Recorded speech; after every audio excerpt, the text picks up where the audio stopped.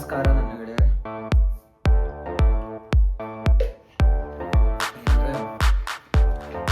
Growth ಬಗ್ಗೆ ಹೇಳಿದ್ದೆ last ವಿಡಿಯೋದಲ್ಲಿ, ಗ್ರೋತ್ ಬಗ್ಗೆ. ಬೇಸಿಕಲಿ ಈಗ ಕಂಪ್ನಿಗೆ ಹೋಗೋದು. ಲಾಸ್ಟ್ ವೀಕ್ ಏನಿತ್ತು, ಯುಗಾದಿ ಇತ್ತು, 4 ದಿವಸ ರಜಾ ಇತ್ತು ನನಗೆ. ಏನು ಮಾಡಿಲ್ಲ, ಕುತ್ಕೊಂಡು ಯೋಚನೆ ಮಾಡಿ ಏನೇನು ಮಾಡಬೇಕು ಯೋಚನೆ ಮಾಡಿ ಸಾಕಾಗಿತ್ತು. ಆಮೇಲೆ ಬಂದ್ಬಿಟ್ಟು ಹೇಳ್ತಾ ಆಫೀಸಿಗೆ ಈ ಕಡೆ ವಾಷಿಂಗ್ ಮಿಷಿನ್ ರನ್ ಆಗ್ತಿದೆ, ಗುಂಗ್ ಅನ್ನೋ ಸೌಂಡ್ ಬರ್ಬೋದು ನಿಮಗೆ, ಇಗ್ನೋರ್ ಮಾಡಿ ಅದನ್ನು. Content important. ಕಂಟೆಂಟ್ ಏನಂದರೆ, ಆಫೀಸಿಗೆ ಹೋಗಕ್ಕೆ ಸ್ಟಾರ್ಟ್ ಮಾಡಿದೆ. ಸ್ಟಾರ್ಟ್ ಮಾಡಿದ್ದು ಆಫೀಸಿನ ಲ್ಯಾಪ್ಟಾಪ್ ಇದು. ಇನ್ನು ಬಂದ್ಬಿಟ್ಟು ವಿಡಿಯೋ ಎಡಿಟ್ ಮಾಡೋಣ, ಹಾಕೋಣ ಅಂತ ಅಂದ್ಕೊಂಡಿದ್ದೆ. ಮಂಡೇ ಟ್ಯೂಸ್ಡೇ 2 ದಿನ ಭಾರಿ ಮಾಡೋರ ಥರ ಬಂದೆ. ಇಲ್ಲಿ ಬೆಡ್ ಕಾಣ್ತಿದೆಯಲ್ಲ, ಕಾಣಿಸ್ತಿದೆಯಾ, ಬಿದ್ಬಿಟ್ಟೆ. 2 ದಿನ ಹಾಗೆ ಆಯಿತು. ಈ ಇಂಟರ್ನಲ್ ಮೋಟಿವೇಶನ್ ಅನ್ನೋದು ತಾತ್ಕಾಲಿಕವಾಗಿ, ಶಾರ್ಟ್ ಟರ್ಮ್, ಮಾಡೋಣ ಅಂದರೆ ಒಂದು ದಿವಸ ಏನೋ ಮೋಟಿವೇಶನ್ ಬಂದುಬಿಡ್ತದೆ, ಮಾಡಿಬಿಡ್ತೀವಿ. ಆದರೆ ಈ ಕಂಟಿನ್ಯೂಯಸ್ ಆಗಿ ಮಾಡೋದಿದೆ ಅಲ್ಲ, ಕಂಟಿನ್ಯೂಯಸ್ ಆಗಿ ಅದು ಭಾರಿ ಒಳಗಿಂದ ತುಂಬ ಇದು ಅಂದರೆ ಅದು ನೀವು ಮಾಡಿ ಅವಾಗ ನಿಮಗೂ ಗೊತ್ತಾಗ್ತದೆ ಏನು ಅಂತ. ಸೊ ಈಗ ಬಂದುಬಿಟ್ಟು ಕಾಣಿಸ್ತಿದೆ ಅಲ್ಲ, ನೆಕ್ಸ್ಟು ನನ್ನ ಲ್ಯಾಪ್ಟಾಪ್ ತೆಗಿತೀನಿ. ಈ ಲ್ಯಾಪ್ಟಾಪು ನಾನು ಕಾಲೇಜಲ್ಲಿದ್ದಾಗ ತಗೊಂಡಿದ್ದೆ, ಏಸಸ್ ಟಫ್ ಗೇಮಿಂಗ್ ಅಂತ. ಭಯಂಕರ ಲ್ಯಾಪ್ಟಾಪ್ ಆಯಿತಾ, ಇನ್ನೂ ಅಷ್ಟೇ ಸ್ಮೂತಾಗಿ ನಡೀತೆ. 8 GB ರ್ಯಾಮ್ ಇತ್ತು, ಈಗ 16 GB ರ್ಯಾಮ್ ಇದೆ, 2 TB ಸ್ಟೋರೇಜ್ ಇದೆ. ಆಲ್ಮೋಸ್ಟ್ 80-85% ಸ್ಟೋರೇಜ್ ತುಂಬಿಸ್ಬಿಟ್ಟಿದ್ದೀನಿ. ಈಗ ಮತ್ತೆ ಸ್ಟೋರೇಜ್ ತೊಗೊಬೇಕು. ಮತ್ತು ಗೂಗಲಿಂದು 2 TB ಜಿಯೋ ಅವರು ಫ್ರೀ ಕೊಟ್ಟಿದ್ದಾರೆ 1.5 ವರ್ಷಕ್ಕೆ, ಅದು ಕೂಡ ಯೂಸ್ ಮಾಡ್ತಾಯಿದ್ದೆ. So this is my laptop.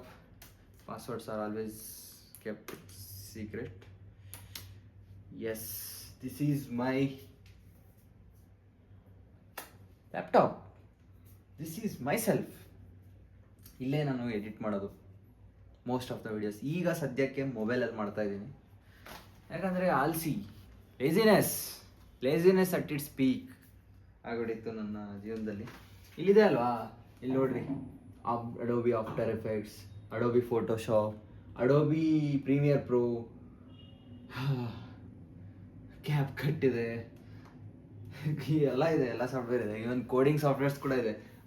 Software ಅಂದರೆ ಐ ಡಿ ಅಂದರೆ ಕೋಡ್ ಎಡಿಟರ್, ಕರ್ಸರ್ ಇದೆ, ವಿಜುವಲ್ ಸ್ಟುಡಿಯೋ ಇದೆ, ವಿಜುವಲ್ ಸ್ಟುಡಿಯೋ ಕೋಡ್ ಇದೆ, ಕೋಡ್ ಬ್ಲಾಕ್ಸ್ ಇದೆ.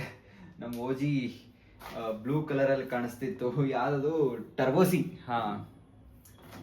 ಪ್ರತಿ ಒಂದು ಇದೆ ಈ ನನ್ನ ಬೀಸ್ಟ್ ಲ್ಯಾಪ್ಟಾಪಲ್ಲಿ. ಹೈಬರ್ನೇಟ್ ಆಗುತ್ತೆ, ಟೆನ್ಷನ್ ತಗೊಂಡು. ಸೊ ಒಂದು ಚೆಕ್ ಮಾಡೋಣ.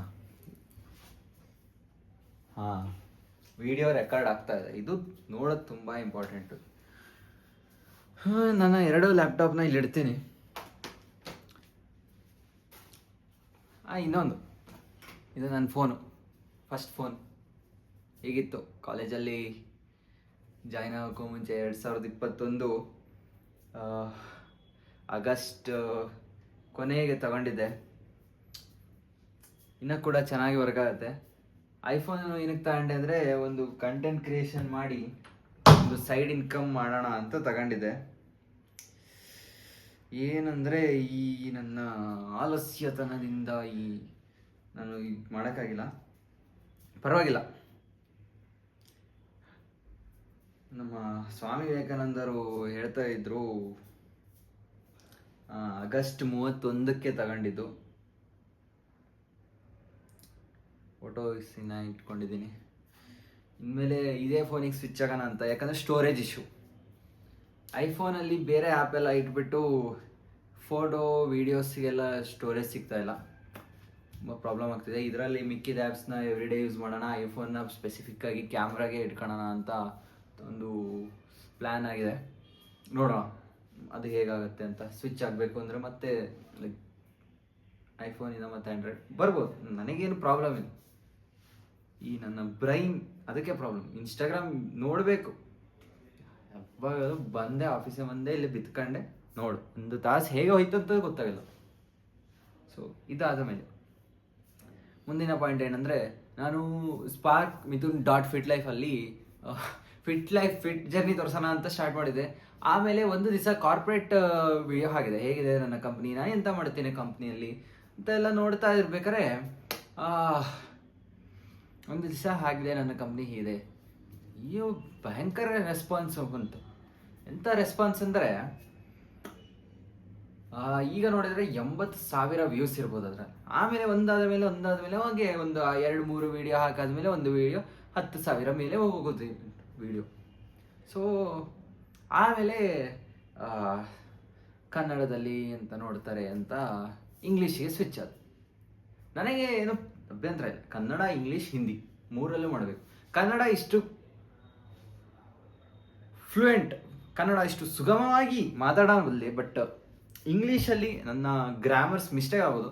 I can speak very well in English also, but the thing is I have to, the problem is I will think in Kannada, then I will start speaking English. So that's the problem. Now I have to improve this English also. Don't think like myself, I have to think. Don't think Mithun, you don't know English, but you can improve, you can regularly keep on work on yourself.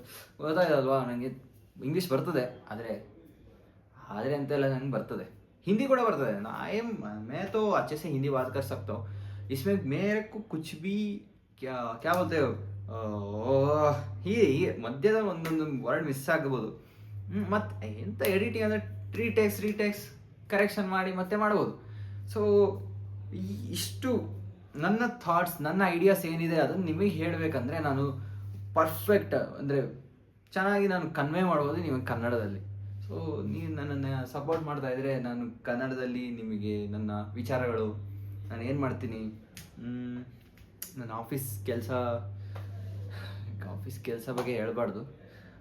ಈಗ ತಾನೇ ಒಂದು video editing ಮಾಡೋದ್ ಬಗ್ಗೆ ಎಲ್ಲ ನೋಡ್ತಾ ಇದ್ದೆ, ಹೇಗೆ social ಮೀಡಿಯಾದಲ್ಲಿ ಗ್ರೋ ಆಗ್ತಾರೆ, ಹೇಗೆ ಕನ್ಸಿಸ್ಟೆನ್ಸಿ ಆಗಿರಬೇಕು, ಹೇಗೆ ಇನಿಷಿಯಲ್ ಆಡಿಯನ್ಸ್ನ ಗ್ರೋ ಮಾಡಬೇಕು, ಹೇಗೆ ನಮ್ಮ ಸಿಂಪಲ್ ಎಡಿಟಿಂಗ್ ಸ್ಟೈಲ್ ಇರಬೇಕು, ಬಟ್ ಮಾಸಸ್ಸಿಗೆ ಹೇಗೆ ನಾವು ರೀಚ್ ಆಗಬೇಕು.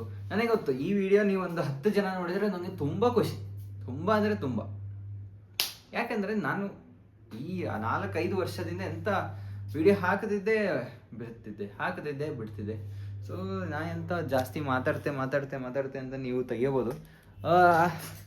ನನ್ನ ಲಾಯಲ್ ಆಡಿಯನ್ಸ್ ಆಗಲಿಕ್ಕೆ ಬಹಳಷ್ಟು ಸಮಯ ಬೇಕು. ಈಗ ಬಂದ್ಬಿಟ್ಟು 2 ಇದೆ. ಒಂದು ಆಫೀಸ್ ಕೆಲಸ ಮಾಡಬೇಕು, ಒಂದು ಕರಿಯರಲ್ಲಿ ಅಚೀವ್ ಮಾಡಬೇಕು. ಗ್ರೋತ್ ಬೇಕು ಅಂದರೆ ಇದನ್ನು ಆಫೀಸಲ್ಲಿ ಜಾಸ್ತಿ ಅಲ್ಲೇ ಮಾಡಿಬಿಟ್ಟು ಬರಬೇಕು, ಇಲ್ಲಿ ಬಂದು ಎಡಿಟಿಂಗ್ನ ಕಲಿಬೇಕು. ಅಷ್ಟೇ. ಇದಾದ ಮೇಲೆ ಇನ್ನೊಂದು ವಿಡಿಯೋ ಮಾಡ್ತೇನೆ, ಅಲ್ಲಿ ಬೇರೆ ಒಂದು ಥಿಯರಿ ಇದೆ. ಥಿಯರಿ ಅಲ್ಲ, ಬೇರೆ ಒಂದು ವೆಂಚರ್ ಸ್ಟಾರ್ಟ್ ಮಾಡ್ತಿದ್ದೆ. ವೆಂಚರ್ ಅಂದರೆ ಎಂತ ಇಲ್ಲ, ಒಂದು ಹೇಳ್ತೇನೆ. Microphone check, make it a microphone check. Give it a microphone, I make it a microphone dead. Don't step to me, newbie, I could truly be moody. I could have played the fucking